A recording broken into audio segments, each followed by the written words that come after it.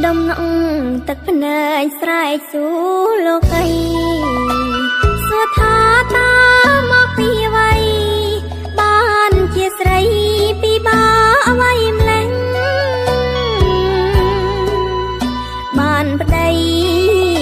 ធ្វើបាបចិត្តកាយស្ទើរប្រេះឲ្យខ្ញុំរលួយរលែងយ៉ាប់យ៉ាងនេះតាកំឬអ្វី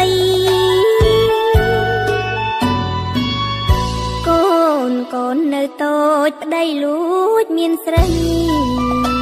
ប្រាំងខែអង្គគ្មានសល់អ្វីផឹករាល់ថ្ងៃមិនដែលចោលផ្ទាំង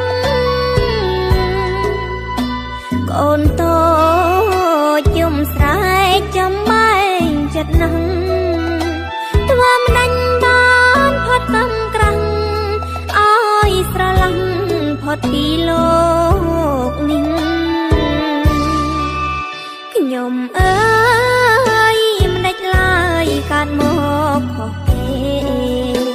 ជីវិតមានដល់ចេះដែរក៏ប៉ុន្តែមិនសមបំណងមានប្តីអប្រិយទូរយងកន្លងឲ្យខ្ញុំឈឺចាប់ម្ដងកិនប៉ុនបងចង់សំឡាប់ខ្លួន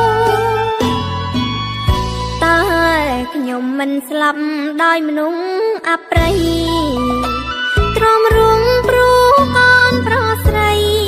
កូនទាំងបីជាជីវិតម្ដាយ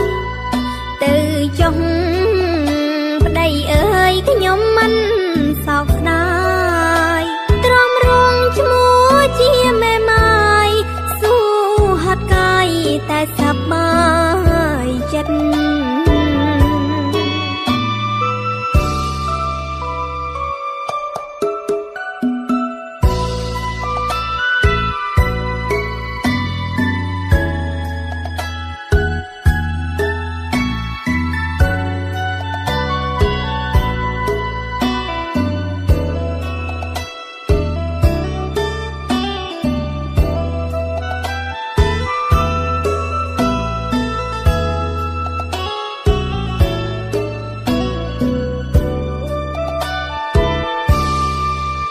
ខ្ញុំអើយមិនដាច់ឡើយកើតម